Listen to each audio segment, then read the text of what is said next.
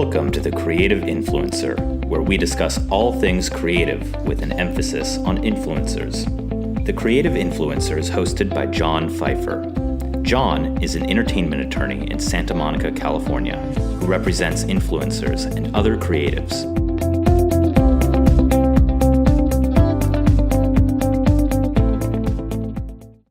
This is episode 1 of season 1 of the Creative Influencer podcast. Today we have Greg Goodfried. Greg is the head of digital talent at UTA and was the co-creator of Lonelygirl15, YouTube's first big hit. I think you're going to really like this story. Today I'm joined by Greg Goodfried. Welcome to the podcast. Thanks for having me. Greg is the head of digital talent at UTA, and we'll get into that detail, but has a great story to tell that I want to ask about. Sure. And it's going to make a lot more sense when I ask you a little bit about your background first. Okay. And then we'll jump into the story. Okay, got it. Where'd you go to undergrad? Berkeley for undergrad. And then when you say for undergrad, that implies that you went someplace else after. I went to law school. I went to UCLA for law school. And did you practice for a period of time? God, it must have been somewhere between 90 and 120 days. So I sat down at my office at a law firm called Mitchell, Soberg & Knupp, and knew right away that being a lawyer wasn't for me. Wasn't for you. Found another job. Well, and then to set the scene, just to put this in context of the time. Sure. YouTube, and I had to do research on this, YouTube launched in the sense of they got registered domain name and the trademark on Valentine's Day 2005. Okay. In May, the beta launched. In December, it went live to the public. Yep. And in June, there was a video that was posted called what? Lonelygirl15. What is Lonelygirl15? So around that time period, I was a young lawyer at a firm that did a lot of copyright law, copyright litigation for the Motion Picture Association and record labels, and paying a lot of attention to these new platforms that were allowing people to upload content. And so myself and a friend of mine, this guy named Miles Beckett, who was a doctor, we were looking on YouTube, looking at MySpace, seeing what was out there. We both hated our jobs. He hated being a doctor. I hated being a lawyer, and we're trying to figure out what to do next. And so saw this platform of YouTube where people were creating their own accounts and uploading videos. Half of the people on YouTube were basically stealing clips from television and uploading them as their YouTube channels. Right. Being a copyright lawyer, I knew that was not a career for me. The other half were kind of teenagers turning on a camera, either lip-syncing songs or telling funny stories or talking about their life, doing what we now call video blogs. And we had the idea of, wow, as we're watching it, what if one of these people that we're watching, who's telling us kind of their story every day, was all make-believe, and they were kind of layering this narrative in front of us. So you had this discussion before... Yeah, we had this discussion Spoiler alert, before it ever launched. In February or March of 2006, so about 3 months after people started uploading YouTube videos. And did you have any reason to believe at that point that any of the videos that were already up were just fake? No, we thought they were all real kids. It was definitely more just like, wow, wouldn't it be cool if you're watching one of these people and then something insane started happening in their life and you'd have no reason to, know one way or the other, and maybe you could help because it was an interactive platform. And so we're like, that was the light bulb. We're like, so you're sitting having this discussion, and then what did you do next? We started basically putting the idea together. So we, wrote a little treatment of, what the story would be, what the characters would be. We kind of put a 3-month story arc together. There was another guy named Mesh Flinders who did it with us as well, who, had some screenwriting background.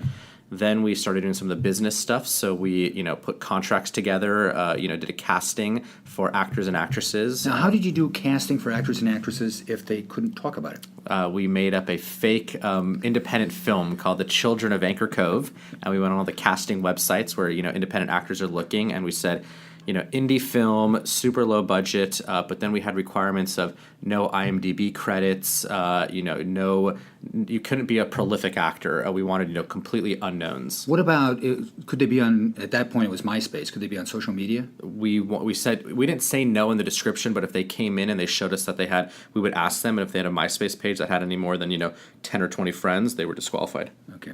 Had to be somebody who could remain anonymous. So you had casting? Yep. How many people did you cast? Well, we saw about 50 actors and 50 actresses. Needless to say, they were not the greatest 50 actors and actresses because the requirement is no credits. And, needle in a haystack, this girl, Jessica Rose, came in the room. She had just moved here from New Zealand. She was homeschooled in New Zealand. She came over to the U.S. to do makeup. She worked on, I think, one of the Lord of the Rings movies as just like a total extra assistant to somebody and got the bug. Came out here, went to acting school, saw posting for it. No friends, no social media, no credits, any of this stuff. And then we saw an actor, a guy named Yusuf Abu Taleb, who also, was a good fit for the character and also had the same, criteria of not a very popular dude. That would be a good thing. Yes, right. So what was the character's name? Her name was Bree. And how old was Bree? Bree was 16 at the time she uploaded her first video. So the concept was her username was Lonelygirl15, that's when she would when you create your first email address or something, you kind of put your age then. And so this was a year later, theoretically, that she created her YouTube account, Lonelygirl15. And she describes herself as a dork. Yes. How did you, she's a cute girl, cute actress. How did you decide that we should have our cute actress be a dork? The audience that was on YouTube. So YouTube, like any early tech platform, it's all the early adopters that go to the platform, and we kind of felt that the audience that is going to be on the platform are going to be guys who like technology, read Wired magazine, go on Reddit, those types of things. We're going to kind of try to create their fantasy girl, who is somebody who is attractive and interesting, but reads Richard Feynman and is obsessed with physics and is just quirky and dorky. And then the Daniel character, we wanted him to be somebody who kind of was those guys. He's also knows how to edit, knows how to make videos, understands the internet. And so we kind of created somebody that was an archetype of who we thought was watching YouTube and somebody who could be everyone's kind of, fantasy person. In the beginning, how often did Bree, and I put Bree in air quotes, post? Once a week. I think we did the first two videos that we did were actually kind of homage videos to about 10 of the top YouTubers. So we would take their clips, chop them up, layer a song over it, and it was just we just kind of saying to the world, we love what you all are doing. Here's basically a little tribute video to you guys. And then the first video that was starring Bree was, again, end of May, early June, 2006. It was June 16th. Sounds about right. Sounds about right. It's been 12 years now. That's wild. And at the end of it, she's making funny faces to the Gnarls Barkley song "Crazy." Yep. And it was one of those, so I was a lawyer and I was working at the firm and I was definitely handling more of the business stuff in the very early days. And Miles and Mesh were the ones that were able to kind of go to the apartment and shoot the videos, and then they would get sent to me and I'd give notes, and then we'd all upload it together. And to this day, I remember watching that video and was like, wow, this is pretty good. And the Gnarls Barkley part came on, just, goosebumps, hair on my arm stood up. And I was like, oh, we have something that's going to capture people's imagination. If you didn't know, and people didn't know, watching that first video, it did look, although it looked very slick, it looked like somebody just did it. Our definite mantra was, be the best 16-year-old editor that you can possibly be. Don't be a 25-year-old who can go buy fancy equipment and has taken classes in it. And so we literally recorded things on the webcam on the laptop itself so that the sound looked right. We used natural lighting from the window. We used a desk lamp. Nothing professional because it would have been exposed right away. And then on July 4th, there was a post, My Parents Suck. Yeah. Tell me about that post. So the kind of the story at that point was there was Bree. She was homeschooled. She kind of lived in somewhere in middle America. She was kind of religious, but we didn't really talk about that, but we dangled it out there. She had this next door neighbor, Daniel, who was her friend. They wanted to go hiking one day, and the parents didn't let her go hiking. She got very upset that they didn't let her go hiking, so at around, I think we probably uploaded the video around 10 or 11 at night. A big part of it was, unlike television where you see the same show, 9 o'clock on Thursday night, so we're like, hey, if the character makes a video at night, we upload it at night. If the character makes a video in the morning, we upload it in the morning. So we uploaded a video, her face kind of right to the camera, called My Parents Suck, complaining about how she couldn't go hiking with Daniel. And the previous, I'd say 5 or 6 videos, like the first one got 1,000 views. The second one got 5,000. Then one got like 30,000 views, like crazy. This video got 500,000 views in about 48 hours. And we watched it, and you can see in real time video the views. And we all were looking around each other and we're like, cable television shows do not get 500,000 views, the good ones. What did we just do? We have a cable television show. Yeah, what just happened here? Now, when you first started this idea, what was the end game?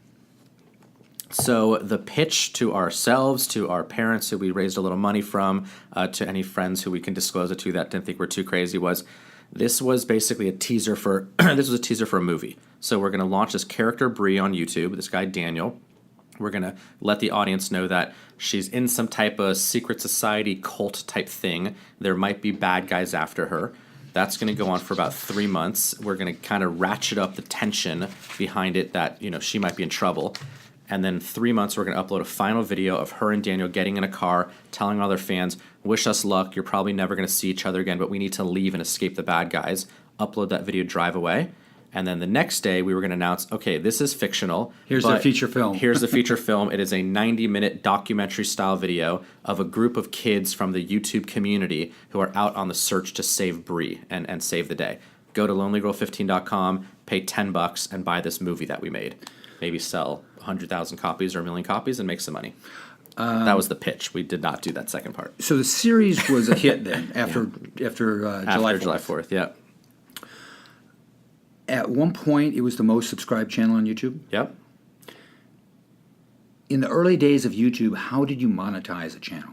We did not monetize the channel. We used life savings and we asked parents for money. And this was before Google had bought YouTube. So this was still when YouTube is complete Wild West. There's no ads. There's no integrations. We had people reaching out to us basically saying, hey, will you talk about our products? Will you do stuff? But again, it was a 16-year-old, supposed to be a 16-year-old girl, so we couldn't answer and we would just ignore that stuff. The other thing is being a lawyer, we set some rules around it, which was number one was we can't lie to the audience. So if somebody says to us, leaves a comment or makes a response video, hey, Bree, are you real or are you an actress? We would just ignore that. If someone said, hey, Bree, how are things with your parents or Daniel? We'd answer because it's in character. The second thing we did was we didn't sell anything. So no merchandise, no product placement, no advertising, because the law firm that I was at handled the Milli Vanilli case, and there was a huge class action against the record label for selling something on a false pretense. We're like, we're not going to sell shirts that people think they're buying it from. For those that don't remember Milli Vanilli, yes. It was two pop stars that were lip syncing songs, but became massive superstars and toured and sold albums, and then you find out that they're just guys lip syncing, and the label got in big trouble. And you were talking about the comments. Yes. Who did the comments? My wife. So pretty quickly on, within a video or two, we were doing the comments ourselves, me, Miles, and Mesh, and people were asking stuff about what she's wearing, what hair stuff she uses, perfume, blah, blah, blah. And how old were you at the time? 2006, I was 27. So you had to channel your inner 16-year-old girl. My inner 16-year-old girl was not very, prolific. So my wife came on board and she ran the YouTube page, the MySpace page, and did all the interactive engagement with the community. And was there a strategy she used when she was responding to the comments? There was so many. So I think it was just do as many as you can. I think she was working at the time at CAA, the talent agency. And she was an assistant to one of the big execs over there, and she would do as much as she could to get the work done for him, and then jump online for an hour, answer a ton of questions, answer emails, and then go back and just engage, make people feel it's real. When were there suspicions that Bree wasn't real? Very early on, probably around that July 4th time or shortly after. I think a lot of people felt that the narrative was very tight, that every day she would come on, she'd do something cute and fun, but then she'd dangle something. She started becoming super popular. So it was, we'd turn on Good Morning America, and they'd have a clip of Lonelygirl15. We'd open, newspapers, and there would be talk about Lonelygirl15. So there were actually, the traditional press started to write about it. What happened was YouTube just became this juggernaut. And so as YouTube captured the attention of the world and was literally talked about in every newspaper, every magazine, every news show, the number one thing on YouTube was Lonelygirl15. So people would do stories, and they'd say, hey, here's YouTube, here's what it is, here's how people are using it. Here's this girl, she's amazingly famous. We don't really know a lot about her because she doesn't tell a lot of herself, but blah, blah. Then we'd start getting people emailing saying, Bree, we want to write a feature on you, we want to write a story, and we wouldn't answer. And so I think that made anybody who was, sophisticated be like, a lot of kids would take this as a moment to try to be famous. Right. She's shunning it. And then we really did start ratcheting up the kind of, dropping in hints and clues about this crazy life that she was part of. And that's where it very much splintered of 75 to 80% of the audience knowing it's fake but not having a clue what it is. and then the rest holding on, hoping she's And then real. you say that you kind of ratcheted it up. There was something about a cult. Yes. And So her blood. Yes, so there's one famous video that we shot, which was her in her bedroom with Daniel, and for the previous, let's call it 15 videos, the camera was like it was a webcam, so it was locked on a single shot, and you would just see one part of her room. The two of them get into a fight. Daniel picks up the webcam and follows her around the room. And as he's following her around the room, you see a corner of the room that you'd never seen in the first 2 months. And there's a shrine to this cult leader named Aleister Crowley, who is a lunatic. Aleister Crowley was like friends with like Hitler and L. Ron Hubbard and like a maniac in the early 1900s who actually started like Satanism and paganism. So then we don't even address it. We just upload the video. Within literally 2 seconds of the video, every single comment is a link to Wikipedia about Aleister Crowley, screenshots, conversations, and the fan base just went crazy. So then we were like, yes, we got them where we want them. Right.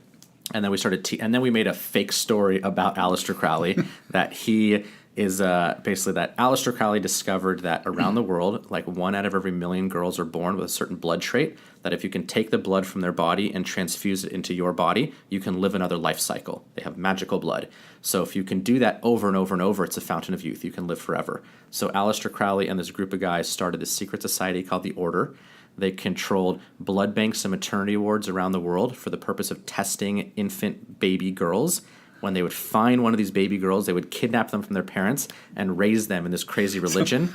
How many adult beverages were consumed coming up? Adult beverages and things that are now legal in California and all sorts of fun stuff made for a very interesting writing sessions.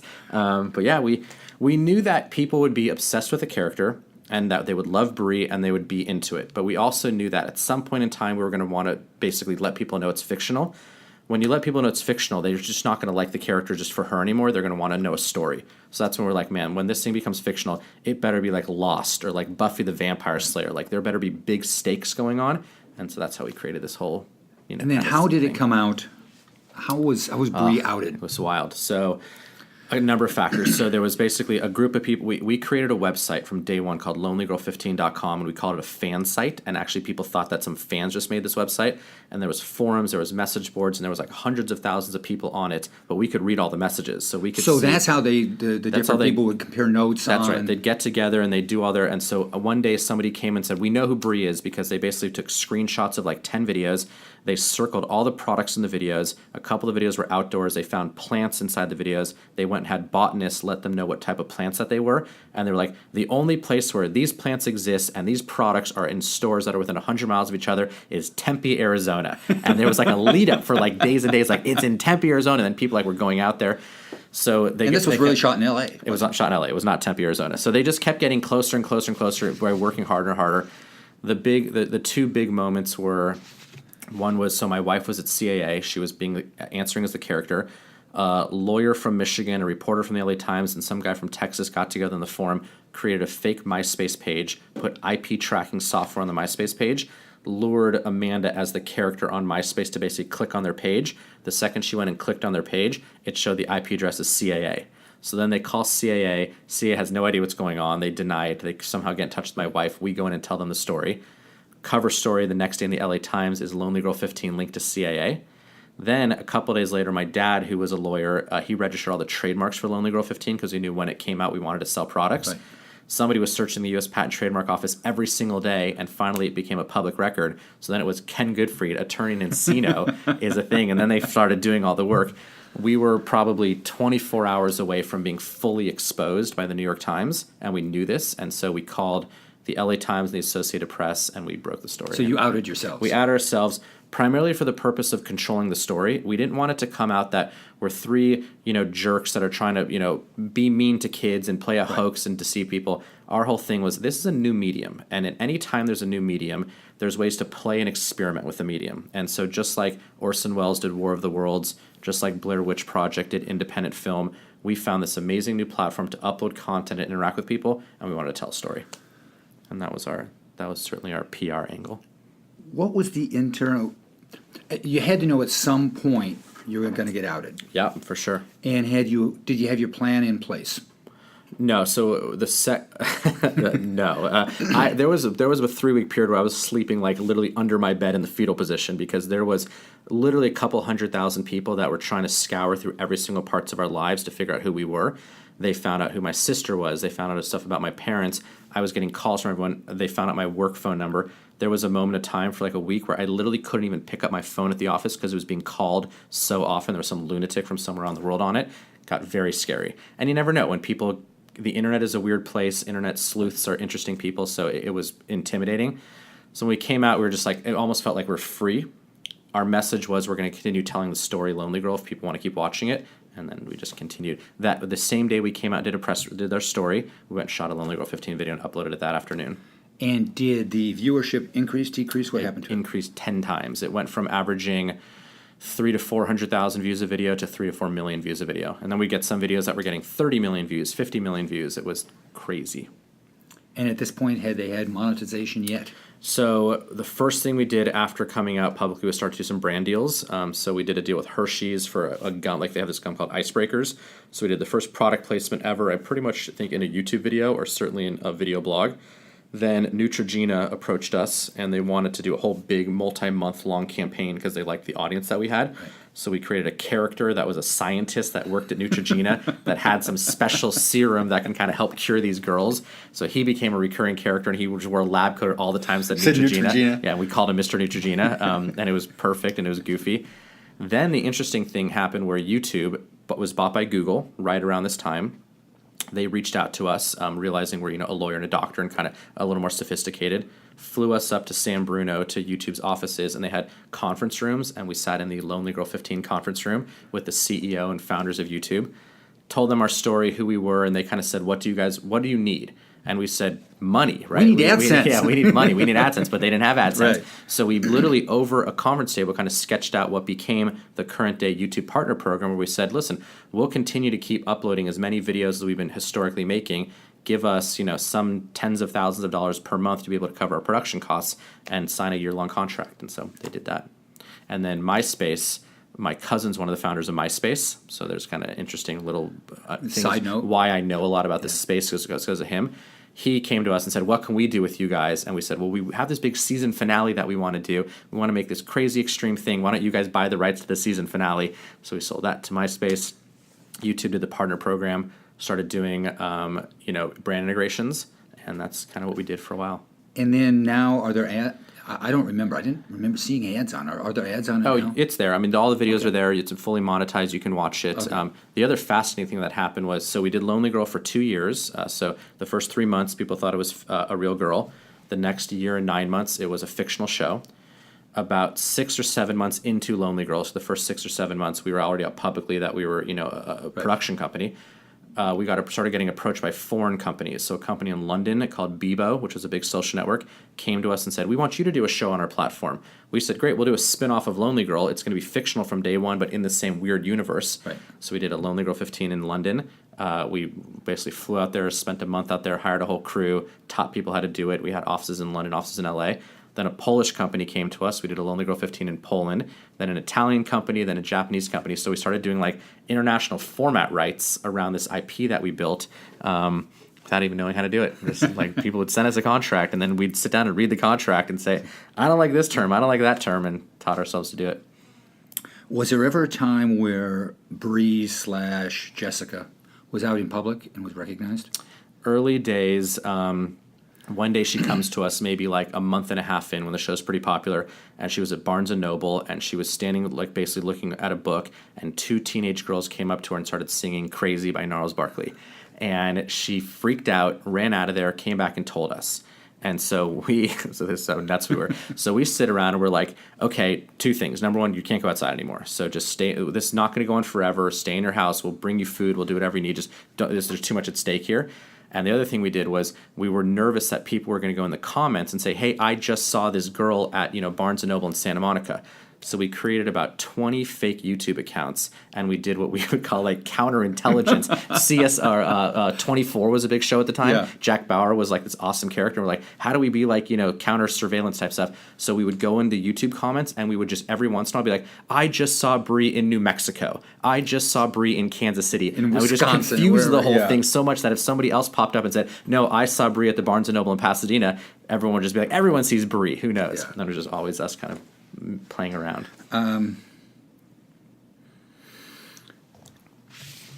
Was there a problem in recruiting the actress. Yes, when we sat her down and told her what the actual project was, that it was an internet video show, and she could not tell anybody that she's in it or that she's doing it. She looked at us and she picked up her keys and she got out of the table and walked out the door. And Miles was there, and Miles chased after her and said, "Listen, I'm a doctor. We have lawyers. We're good. This is going to be amazing. Just trust us." And after some deliberating, she ended up trusting us. But her first instinct was, "This is porn, and I need to get out of here immediately." And This is L.A. This is L.A., and you're doing something weird thing on the internet. How did it work out for her? I mean, has she continued an acting career? So Jess, the second that it became public, got the traditional, agent, manager, lawyer, publicist team that a lot of, personalities get. Got interesting roles on, a TV pilot, an independent film, and the real answer, and I think she would tell you this day, is she just wasn't ready. Her thing was, we cast her because she was a very green actress, and so our positioning was stick with Lonely Girl for a while, do this for the next year or two, get better and better, take classes, do all the stuff you now can do, make money, do roles, do endorsement deals. Her team around her just was like, no, we got to strike while the iron's hot and put her on a show and then hope that takes off. And it didn't work for her. So unfortunately, as they kept pushing us and saying to us, okay, Jess is going to now be able to work with you guys 2 days a month and do this, we're like, she's the star of our show. We need her full time. We have her under contract. It got real tense, and me being the lawyer and I guess future agent at the time, in one heated phone call, just said, fine, we're going to kill off her character. And they said, they called my bluff. They said, okay, go do it. And I went back to Miles, and I was like, we either have to take this stand or we're going to be screwed, not have a show. Right. And so we wrote a whole thing, and we wanted part of it was also we wanted to pay off to the audience that the stakes are really high here, where if she gets caught by these bad guys and they do drain her blood, she dies. So we did it, and we did our big season finale on MySpace. We're getting her blood drained. And they drained her blood, and they killed Brie, and it was wild. And we invented this thing for MySpace. It was called a 12 and 12. So we were uploading, at this point we're uploading almost a video every day. And we told our fans that it's the season finale of Lonelygirl15, tune in on this particular day, and we uploaded 12 videos over 12 hours. So on the hour, every hour, we'd upload a video. Very Jack Bauer-esque. Very Jack Bauer-esque. And then we also brought in real-world stuff into it. So we would basically have, let's say the 6th hour, the kids need to get to the Santa Monica Pier and find an envelope taped under a bench. We'd reveal in the 2nd hour that this envelope is there and that the fans need to help us find it. And we would know 10, 12 people from somewhere in LA are just going to show up at this bench. Then we'd have that 6th video shot, but we'd leave like 20 seconds of blank space to see who shows up. We'd go there, we'd film the whole people finding the thing. How many people would actually show up? Some places, 100 people. We did a couple of these real-world things. We did one in San Francisco. We did another one. Sometimes we'd have 100 people show up. This one, because it was real-time, we had like 10 people show up. They found it. Then we'd have Brie run into the scene. These people would freak out. They'd not even understand what's going on. They'd hand Brie the envelope. She'd take the envelope, run off. We'd film that, run into the car, edit that bit of footage into video number 6, and then when it hit the 6th hour, upload that video. Now, the lawyer in you, did you have them sign releases? No, at this point, we were just guns blazing. This is the internet. I was like, there's certain things we're going to get in massive trouble for. There's lots of other things that it just doesn't matter. Yeah. When you were at the height, how many writers were involved? There was definitely a moment where we had probably 13 total people working on Lonely Girl, and I think it was a writer. It was 4 writers. There was basically the head writer, and there was a team of staff writers. There was a full-time director. There was a full-time camera, full-time editor, production assistant. Amanda was now the executive producer of the show. Miles and I were kind of off building this company that we were building, so overseeing the London show, overseeing Lonely Girl. And that's LG15? LG15 Studios. Equal. Yeah, LG15. Yes, it was LG15 Studios that then morphed into Equal. But yeah, it became a bigger team in LA. There was about 13 people in LA and 15 people in London. And then what happened to your wife at CAA? She quit on her own volition. Basically, once it came out, it was like, again, 3 months after we started, it came out. She worked for another month, and then our world just became so crazy that she quit her job and came work full time for us. So you created this Equal? Is that how you pronounce it? Equal? Yeah, Equal, with no U. And what was the concept for that company? It originally started out as kind of a studio, so it was going to be we were going to finance and distribute our own intellectual property, and the reason we called it Equal was because 2 guys with a webcam and internet connection can build an audience equal to Time Warner or CBS or ESPN. That was our vision. So the internet had kind of democratized the ability to make and distribute content. We were going to launch our own shows, and then we were going to, figure out how to exploit and monetize IP online. That was the thesis. It is not what it ultimately became. What did it ultimately become? So scripted online content we quickly realized that the cost of making it are going to far exceed the revenues that are coming in. Because even if you can amass 1 million people, the ad rates that you can get on a YouTube series are 1/100th of what you can get on a television show. But you still need a lot of people, smart, talented people, to make it. So. And then that was number one. Number two, the economy collapsed. So this was like right in the middle of 2008. And so every brand, the Neutrogenas and the Hershey's that were coming to us, the experimental budget of how am I going to give some money to a web series is the first thing to go. So we basically saw, that was the negative. The positive that we saw was celebrities were starting to embrace social media. And Ashton Kutcher was competing with Larry King for Twitter followers. Shaq was building his Twitter audience. And we're like, man, all we care about is eyeballs on content for the cheapest rate humanly possible. So our new vision was, why don't we go out to celebrities and basically say to them, we'll essentially take over your social media, website, online content, produce all the content, build your audience, build a huge community around you through content. Wait, the celebrities aren't doing it themselves? They are now. This is interesting. It, in 2008 and 2009, they all knew they needed to have Twitter. They all knew they needed to have a Facebook, but they were very intimidated by it. Their people around them, their publicists and lawyers, did not want them to do it. We were an amazing solution where we said, listen, this isn't like, we work with people like Jennifer Lopez and Lauren Conrad and Bethany Frankel. And it wasn't just, here's a picture of me, with my kid or whatever. It was content. So it was like, here's an article of 10 cool trends for the summer, or, how to pair really great sunglasses with whatever. So we kind of made these almost like little magazine properties. And then, to come full circle to the start, you joined UTA. So in 2012, the company had 100 employees. It had a ton of celebrities, tons of brands we were working with. We sold the company to a big media company in New York called Everyday Health, which was a great exit for me and Miles and the investors in the company. I had an 18-month thing called an earnout, where I basically had to work for the guys that bought us to kind of get the second half of my stock and equity. When that ran its course, I was like, okay, what's the next chapter of my life? I love content. I love the internet. I love working with personalities. And so I knew the guys at UTA, and they offered me a job to come here and kind of help build out the digital department. And you're the head of digital talent. So when I first got here, it was January 2014. Yes. And I honestly did not know what I was going to do. I wasn't really an agent. I kind of just ran around the building and worked with our top-tier celebrities thinking about how they can have a digital strategy. But the YouTube stuff kept creeping back into my life, where friends that I would have that were big YouTube stars said, oh, you're an agent now. Why don't you be my agent? And I just saw the tidal wave. I was like, the people that are doing well on YouTube right now in 2014, by the time it hits 2016 or 2020, are going to be superstars. My theory was any brand trying to reach a 12 to 25-year-old, that kid is not watching TV, regular TV. They're not watching commercials. They're not reading magazines. They're immune to billboards. They're immune to banner ads. They're going to love these personality-based people on their phone. And I want to be the guy that represents the biggest and the best. I mean, my sons don't even have TVs. I have a 9-year-old, and he knows 2 properties. He knows YouTube and he knows Netflix. And he's just getting into basketball, so he kind of knows ESPN, but there's no chance that I don't think he knows what CBS is. I don't think he knows what NBC is. And he and all his friends are amazing. Entire generation coming through like that. Absolutely. And I think from a content standpoint, I was very close in terms of what I consumed to my parents. My parents are probably close to their parents. This is going to be the biggest generational shift of consumption habits of, I'm 39, of my generation to consumption habits for our kids. So for the agents that are representing traditional movie stars, television actors, versus what you do, what's the difference? I'd say their role is a lot more around content that their clients are making and placing them in that content and selling that content to buyers. So they're trying to get actors jobs on TV shows. They're trying to get writers and producers to sell TV shows to studios and to networks. They're trying to package movies and sell them to studios and do that. My world is my clients already make the content. They wake up each day, they make content, they push it out to their fans. I don't have to help them get eyeballs on their content or get into content.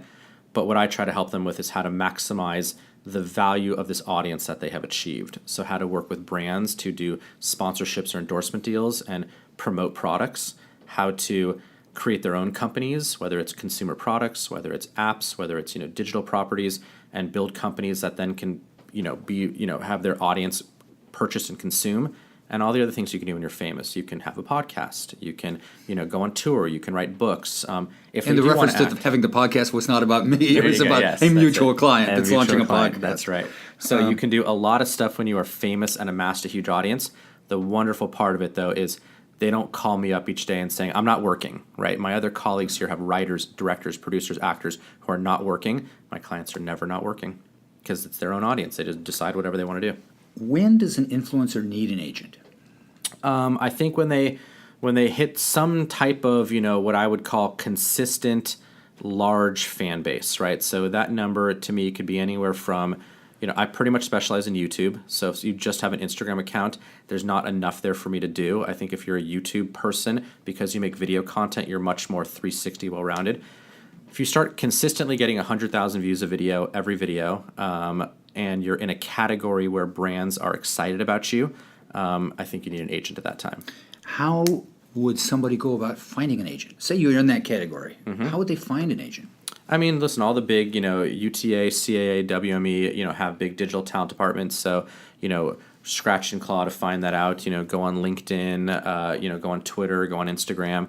I think that, if you get into that threshold too, you probably have friends who have an agent.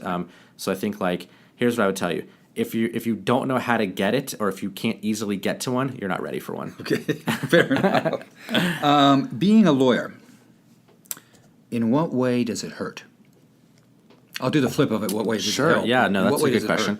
hurt? Here's the thing. I was a lawyer for literally 90 days, and I was the worst lawyer of all time, and I was any If you moment. have 3 years of law school, you have to unlearn. So, I'd say, because I think it hurts by, paralysis by analysis, right? A lot of those things where you kind of can look at every single thing and see all the problems, and then say, oh, because of these myriad of problems I'm seeing, I'm not going to be able to do something. And I think as an agent, certainly as an agent in the digital space, you got to move super fast. You have to be comfortable with things not always being perfect and buttoned up, feeling like we'll just get through it.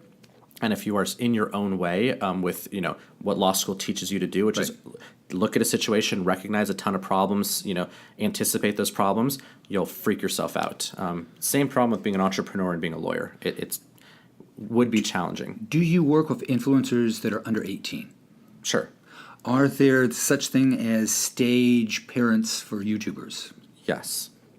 The answer is yes. And are you required to set up Coogan accounts? Yes, when they make money. Yes, the second they start, making money, there's Coogan accounts. How do you deal with the, and I put deal in quotes because Sure. I don't mean, but how do you deal with the parents?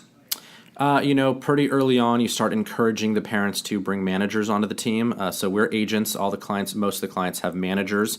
The way I describe it is agents do the deals, managers help the client execute the deals and execute all parts of their day-to-day life. So there's amazing professional managers out there who understand the workflow, the pace, the strategic decisions. And I'm pretty honest with parents. And I definitely say to them, listen, I get that you're in your child's life.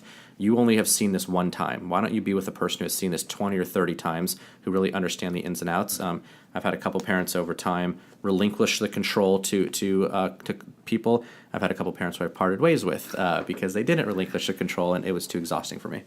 And I have, this is to put your lawyer hat back on. Sure. What role do you see SAG having in this going forward? I mean, hopefully none. I think that, Because they're making a push to get involved. Yeah, listen, I think it's much more in the world of unscripted TV or daytime television, which, again, I don't really know how much the SAG stuff applies to all that. I don't think a lot because nobody's reading scripts, right? So all of my clients are personalities. They get up there, they turn on a camera, they talk about makeup or clothes or food or whatnot. And so I think the SAG historically is, protecting actors, right? They're protecting actors from being taken advantage of by producers and studios, not getting residuals, working too much, working in dangerous environments. That's fantastic. The movie and TV industry needs those protections because actors are very vulnerable people. YouTubers are not vulnerable. Nobody's telling them when to wake up. Nobody's telling them when to go to bed. Nobody's telling them what to make. So I think that there's not the need to protect these people. Shifting gears, what's the next big thing? What's the next big thing? That's a good question. I don't think it's like some dramatic big thing, but I do think that I think there's going to be tons. All these people now are going to, I think, continue to get massively bigger, right? So I think there's going to be the big YouTubers and digital stars now that are going to get Just continue to grow. Yeah, what would have been a $50,000 campaign is now a $500,000 campaign. I think they're going to be making they're going to have the exposure and the money that the giant pop stars make, the giant movie stars make. I think you're going to walk down, a Target or a Walmart, and instead of seeing licensing with, your favorite musicians and whatever, I think you're going to see products that are, led by YouTubers. And then I think you're going to see the other thing I think is you see a whole turnover of consumer products that are, the way I equate it is, if I go to a store and I see a shelf of products and that shelf of products is all the same brands that I went and I saw when I was 12, right. I think they're all going to be obliterated, because I think this whole new generation that's coming up is going to be in love with these types of stars, in love with their own brands, and you're seeing a Supreme or a Glossier or these things are just crushing it now. So I think you're going to see a lot of entrepreneurialism here. I'm going to end with 2 personal questions. Sure. You're a self-described scratch golfer. Yes. How long have you played? Oh, I picked up my first club when I was 5. I was playing when I was 5, 6, 7. I would play with my dad a lot, and then when I was 10, I became addicted to the game. From 10 until 19, I played 300 plus rounds a year. I played college golf at Berkeley. Then after my first year of college golf, I put the clubs in the trunk and I said I'm never touching them again. I just burnt out on golf. A few years later, picked them back up and rekindled the love, and now I'm obsessed with the game again. And then second one, as I read, would you consider yourself to be the best foosball player of the 3 creators? Probably. I think so. Well, no, I'll challenge you Yeah. because I grew up with a foosball table in my garage. There you go. So Nice. Love that. Yes, had the foosball table at the house. Was good when I was a kid. I don't know how good I am now, but pretty good coordination when I was a kid. And then if somebody wants to get a hold of you, can they find you on social media? Sure. I'm on Twitter at Greg Goodfried. I'm on Instagram at G Goodfried. So feel free to follow me there and send a note. Thank you very much. It's been Thanks, great. John. My pleasure. That's it for this time. If you enjoyed our podcast, please write a review on iTunes and tell your friends to subscribe. If you have any questions about influencers or suggestions for future episodes, email them to John at Pfeiffer@pfeifferlaw.com. Thank you for listening.